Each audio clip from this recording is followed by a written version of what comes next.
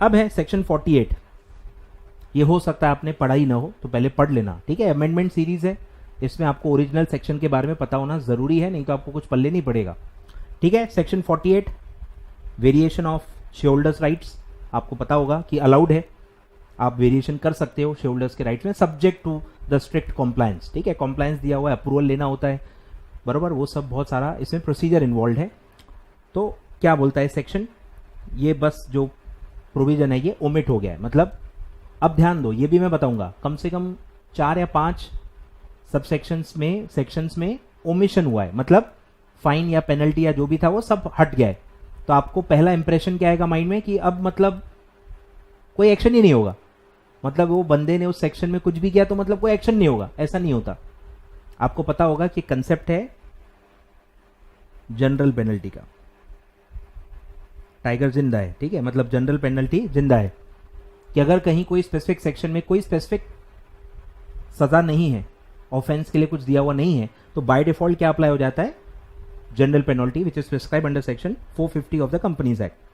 तो 450 में भी अमेंडमेंट है, वो भी अपन पढ़ेंगे। तो general penalty by default apply होगा। तो जहां जहां ओमिशन हम पढ़ने वाले हैं कि फाइन था हट गया, इम्प्रिजनमेंट था हट गया, पूरा मतलब एक्शन जो था उस सेक्शन में वही हट गया है, तो वहां आपको बस लिखते जाना है कि अब इसमें जनरल पेनल्टी एप्लीकेबल होगी अंडर सेक्शन 450, ठीक है। तो अब मतलब कुछ याद नहीं रखना है, ओमिट हो गया ना, मतलब कुछ याद नहीं रखना है, मतलब सेक्शन 48 में अब कोई स्पेसिफिक एक्शन नहीं लिखा है, तो अगर किसी ने सेक्शन 48 में वायोलेशन किया मतलब जनरल पेनल्टी अप्लाई की जा सकती है, ठीक है। तो मैं कुछ भी इसमें ज्यादा पहले क्या था ये था वो था कुछ नहीं बता रहा हूं, बस अब सेक्शन 48 में जनरल पेनल्टी अप्लाई होगी, ये आपको ख्याल में रखना है, कोई स्पेसिफिक एक्शन प्रिस्क्राइब्ड नहीं है, ठीक है। चलिए सर, तो ये था variation in share holders right section 48। फिर है 64, ये आपने पढ़ा होगा, ये पढ़ा होगा भाई, ये अच्छा खासा सेक्शन है। Notice to be given to registrar for alteration of share capital. जब भी आप शेयर कैपिटल अमेंड करते हो, सेक्शन 61 या 62 या आई थिंक 60, हाँ बस 61, 62 और एक दो उसमें क्लॉज है, तो अंडर दैट सेक्शन अगर आप कुछ भी ऑल्टरेशन करते हो जो उसमें परमिसिबल है, तो उसमें देखो क्या कॉम्प्लायंस रिक्वायर्ड था कि आपको जो भी आपने किया है, जो भी कंपनी लॉ का कॉम्प्लायंस था वो करके आपने जो भी ऑल्टरेशन कर लिया है, बस उसका नोटिस देना होता था आरओसी का कि हमने ये कर लिया है, ठीक है। Notice to be given to ROC, ROC को नोटिस देना था कि आपने क्या ऑल्टरेशन किया है, वो आपको नोटिफाई कराना होता है आरओसी में, ताकि वो भी रजिस्टर करे उसको, अपने रिकॉर्ड्स में चेंजेस करे, ठीक है।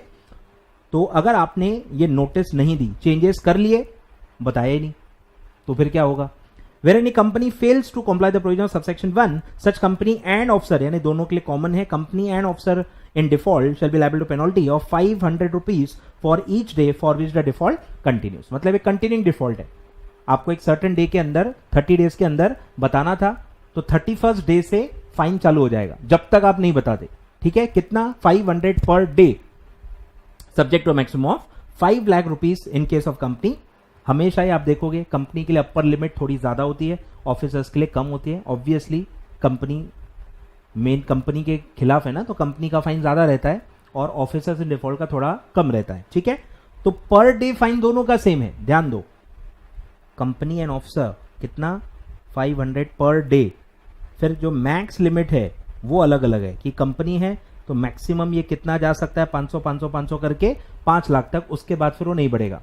और ऑफिसर्स इन डिफॉल्ट के लिए यही लिमिट कितनी है, 1 लाख रुपीज, ठीक है। तो इस तरह से आपको ये लिखना है कि ये जो सेक्शन है, ठीक है 64, कि अगर आपने ऑल्टरेशन करके नोटिस ही नहीं दिया आरओसी को, तो फिर 500 पर डे का फाइन लगेगा, जो टाइम लिमिट आपके पास था 30 डेज, उसके बाद ये 500 पर डे का फाइन चालू हो जाएगा।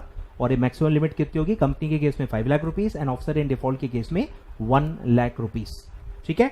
सिंपल है, पढ़ने में सब सिंपल है, प्रॉब्लम होगी याद करने में, इतनी सारी हैं, मिक्सअप हो जाती हैं, ठीक से याद नहीं आती हैं, तो मल्टीपल टाइम्स आपको रिवाइज करना पड़ता है, तभी धीरे धीरे आपको याद होगा, ठीक है।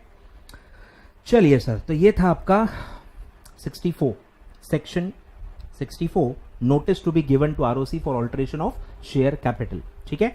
अब है 68, that is buyback, power of company to purchase its own security, यानी बायबैक ऑफ सिक्योरिटीज, ठीक है। ये आपने पढ़ा होगा, बायबैक का लंबा पूरा सेक्शन पढ़ा होगा, सोर्सेस क्या हैं, मैक्सिमम कितना बायबैक कर सकते हैं, फिर पूरा कॉम्प्लायंस था, उसका रिटर्न फाइल करना होता है, उसका रजिस्टर मेंटेन करना होता है, बहुत सारी चीज़ें आपने उसमें पढ़ी होगी, फिजिकली उसको डिस्ट्रॉय करना होता है, एक्सटिंग्विश करना होता है सिक्योरिटीज़ को, तो ये सब आपने सेक्शन 68 पढ़ा होगा, ठीक है। उसका सबसेक्शन 11 है कि कहीं भी आपने अगर नॉन कॉम्प्लायंस किया तो क्या होगा, ठीक है। तो हम पढ़ रहे हैं अमेंडेड सबसेक्शन 11।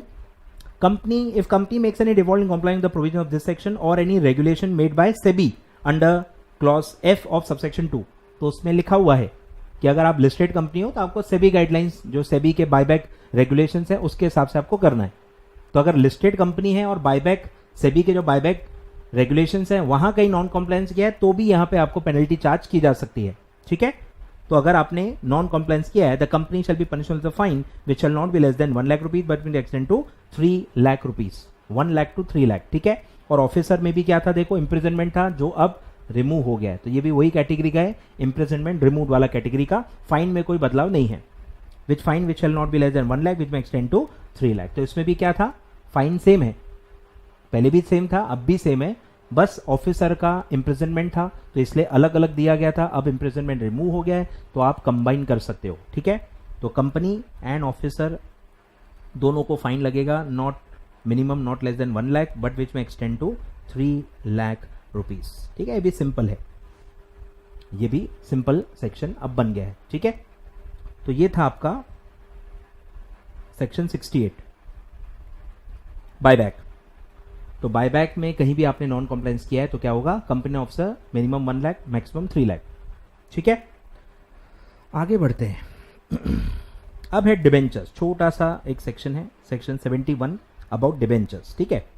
तो डिबेंचर्स में भी आपको सब पता ही है, बहुत सारे रेगुलेशंस हैं डिबेंचर्स में, ट्रस्टी अपॉइंट करना है, फिर ट्रस्टी के ड्यूटीज, ट्रस्टी के जो भी पावर्स हैं, फिर क्या बोलते हैं डीआरआर का रिक्वायरमेंट है, फिर वो डिपॉजिट भी करना पड़ता है, बरोबर। तो ये सब आपने पढ़ा है सेक्शन 71। तो इसमें भी सब सेक्शन 11 था जो अब क्या हो गया है, ओमिट हो गया है।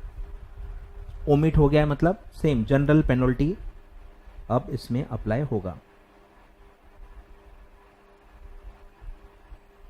ठीक है। तो डिबेंचर में भी कोई स्पेसिफिक पेनल्टी अब नहीं है, जनरल पेनल्टी अप्लाई होगी, ठीक है। चलिए सर, फिर है 140 ऑडिटर, 140 139 से पूरा आपका ऑडिटर स्टार्ट होता है, ठीक है। 140 removal resignation of auditor and giving special notice, ठीक है, आपको पता ही होगा 140। तो इसमें अगर ऑडिटर ने डिफॉल्ट किया, ऑडिटर को फाइल करना होता है, ठीक है, अपॉइंटमेंट, तो अगर उसने 140 सबसेक्शन 2 का रिक्वायरमेंट पूरा नहीं किया तो क्या होगा, if the auditor does not comply with the provisions of subsection 2 ही और इट, ठीक है, मैंने पढ़ाई भी हुआ है, ही मतलब इंडिविजुअल ऑडिटर है तो, फर्म अगर ऑडिटर है तो इट वर्ड यूज होता है उसके लिए, और it shall be liable for penalty of 50,000 rupees और amount equal to remuneration which is less. ये तो सेम था, पहले भी ऐसे ही था, ठीक है, इसमें कोई बदलाव नहीं है, सिर्फ जो मैक्सिमम लिमिट थी ऑफिसर की वो रिड्यूस की गई है, बाकी पैटर्न पूरा सेम है, ठीक है। तो ऑडिटर के लिए क्या है 50,000 और the remuneration which ever is less. और अगर एक कंटिन्यूइंग फेलियर है, जो फाइल करना था आपको अपॉइंटमेंट का, जो डिटेल्स फाइल करना होता है, वो अगर आपने फाइल नहीं किया और एक कंटिन्यूइंग फेलियर है, ठीक है, तो फिर क्या होगा 500 per day after the first आपका फाइन चालू हो जाएगा। कंटिन्यूइंग है तो 500 पर डे का फाइन आपको लगेगा ऑडिटर को, ठीक है, और subject to a maximum of 2 lakh rupees, ठीक है। बस ये मैक्सिमम लिमिट को बदला गया है, पहले यही मैक्सिमम लिमिट कितना था 5 लाख रुपए, पहले यही लिमिट कितना था 5 लाख रुपीज, 5 लाख को सिर्फ कम करके 2 लाख रुपीज किया, बाकी पूरा सेम है, ठीक है। तो 50,000 और the remuneration of the auditor which is less, और अगर एक कंटिन्यूइंग है, आप फाइल कर ही नहीं रहे जो आपको सबसेक्शन 2 में फाइल करना है, तो 500 पर डे का फाइन चालू हो जाएगा, subject to maximum of 2 lakh rupees, ठीक है। तो ये था 140 सेक्शन 140, ठीक है। चलिए सर आगे, फिर ये भी आपने पढ़ा है 143 subsection 15 fraud, reporting of fraud bye auditors, ठीक है, आपने पढ़ा होगा 143 पूरा प्रोसीजर पढ़ा होगा, उसमें बाइफिकेशन है अमाउंट वाइज, 1 करोड़ के नीचे 1 करोड़ के ऊपर है, पूरा प्रोसीजर सब कुछ A to Z दिया हुआ है। हम क्या पढ़ रहे हैं अमेंडमेंट, तो अमेंडमेंट है पेनल्टी में, कि अगर ऑडिटर ने जो भी कहा गया था प्रोसीजर या जो भी इंटीमेशन देना होता है सेंट्रल गवर्नमेंट और बोर्ड एज अ केस में भी, अगर वो नहीं किया तो क्या होगा, वो दिया हुआ है सबसेक्शन 15 में। ठीक है, सबसेक्शन 15 ऑफ सेक्शन 143 को सब्सटीट्यूट किया गया है। If any auditor, statutory auditor और कॉस्ट अकाउंटेंट और कंपनी सेक्रेटरी, ठीक है, सबके लिए अप्लाई होता है, in practice does not comply with the provisions of subsection 12, मतलब जो रिपोर्ट करना होता है एग्जैक्टली मैं बता देता हूं सबसेक्शन 12 में क्या लिखा है। ठीक है, तो सबसेक्शन 12 ही फ्रॉड रिपोर्टिंग का है। ठीक है, बाकी 143 अगर आप देखोगे तो बहुत बड़ा सेक्शन है, उसमें पावर्स, ड्यूटीज, बहुत सारी चीजें ऑडिटर से रिलेटेड दी हुई है, और उसमें आता है सबसेक्शन 12 और फिर उसके रूल्स पूरे दिए हुए हैं। तो सबसेक्शन 12 इज फ्रॉड रिपोर्टिंग और फिर उसमें रूल्स में पूरा प्रोसीजर और फॉर्म सब दिए हुए हैं। ठीक है, तो वो ये है फ्रॉड रिपोर्टिंग। ठीक है, तो क्या होगा, तो अगर आप लिस्टेड कंपनी हो, कंपनीज एक्ट तो सब पे अप्लाई होता है। ठीक है, तो अगर आप लिस्टेड कंपनी हो तो पेनल्टी लगेगी कंपनी को 5 लाख रुपीस सीधे, मतलब फिक्स पेनल्टी है, मतलब सॉरी ऑडिटर के ऊपर है, कंपनी के ऊपर नहीं है। तो अगर फ्रॉड रिपोर्टिंग ऑडिटर नहीं कर पाया, ऑडिटर किसका था, लिस्टेड कंपनी का ऑडिटर था, और वो ऑडिटर ने फ्रॉड रिपोर्ट नहीं किया इन स्पाइट ऑफ कि उसके पास रीजन टू बिलीव था और उसको रिपोर्ट करना चाहिए था पर उसने नहीं किया, तो लिस्टेड कंपनी के ऑडिटर को कितना पेनल्टी लगेगा, 5 लाख रुपए। और अगर एनी अदर कंपनी है, मतलब अनलिस्टेड कंपनी है, तो 1 लाख रुपीस। तो ये तो बहुत ही लॉजिकल बाइफिकेशन है कि लिस्टेड कंपनी है तो बहुत बड़ा स्टेक होता है, बहुत बड़ा बर्डन होता है ऑडिटर पे, बहुत ज्यादा पब्लिक से पैसा लिया होता है, और आप लिस्टेड हो तो इसलिए फाइन ज्यादा लगेगा, अनलिस्टेड हो तो थोड़ा सा कम रखा गया है। ठीक है, तो लिस्टेड कंपनी का ऑडिटर है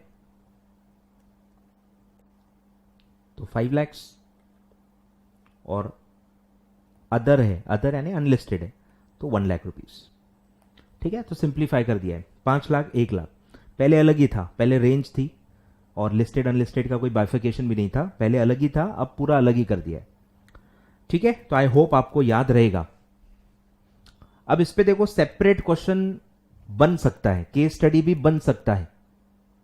सिचुएशन दी रहेगी कि ये ऑडिटर है, इस कंपनी का है, नाम में पता चल जाएगा लिस्टेड है कि नहीं, या अलग से वो बताएंगे लिस्टेड कंपनी, या कुछ नहीं लिखा है तो अनलिस्टेड मान सकते हैं, अज्यूम कर सकते हैं। तो दिया रहेगा कि ड्यूरिंग द ऑडिट प्रोसीजर उनको पता चला और उनके पास सपोर्टिंग डॉक्यूमेंट्स या रीजन टू बिलीव भी मिला कि फ्रॉड हुआ था, पर उन्होंने रिपोर्ट नहीं किया, fail to report the fraud. Discuss या एक्सप्लेन कि क्या होगा as per the provisions of companies act. तो आपको बस यही लिखना है कि अगर ऑडिटर के पास रीजन टू बिलीव था और he was required to report under 143 subsection 12, तो फिर ये पूरा आपको सेक्शन लिखना है, सबसेक्शन 15 आपको कोट करना है। ठीक है, हो सकता है ऐसे एग्जैक्टली भी पूछ सकते हैं, कोई दिक्कत नहीं है।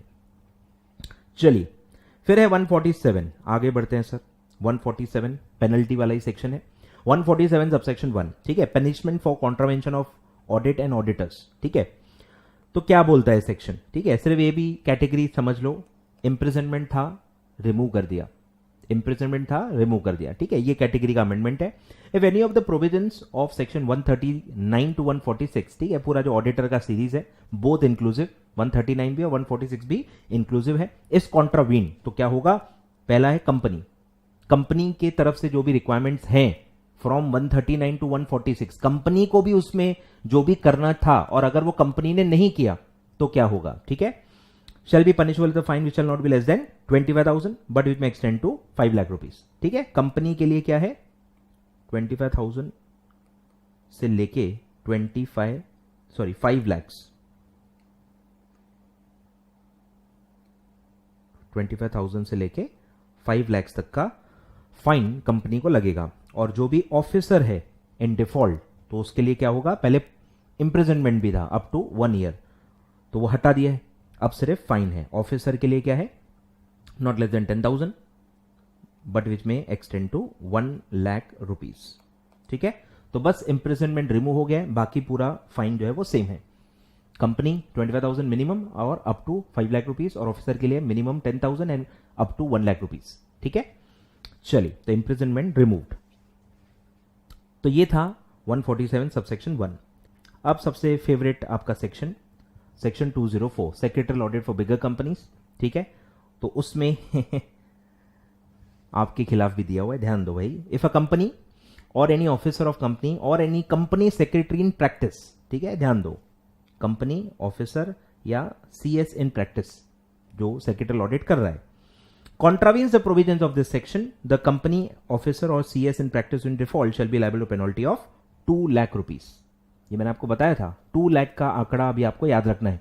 CS या ऑडिटर से रिलेटेड जहां भी आप पढ़ोगे सब में 2 लाख का मैक्सिमम लिमिट या जो भी है 2 लाख है, ठीक है। तो 204 से अगर आप वायोलेट करते हो कि कंपनी सेक्रेटरी ऑडिट के लिए लाइबल थी पर उन्होंने नहीं कराया, डायरेक्टर रिपोर्ट के साथ सेक्रेटरी ऑडिट रिपोर्ट नहीं जोड़ी, या फिर आपने ओपिनियन जो दी या जो आप सेक्रेटरी ऑडिट में ओपिनियन दे रहे हो उसमें कहीं सीएस का अगर कोई गलती निकला तो फिर वो भी इसमें आ सकता है। तो पूरे 204 में जो भी लिखा है उसमें अगर कोई भी डिफॉल्ट होता है तो जो भी कंसर्न पर्सन है उसको 2 लाख रुपीस का सीधे पेनल्टी लगेगा, ठीक है, पेनल्टी ऑफ 2 लाख रुपीस, ठीक है।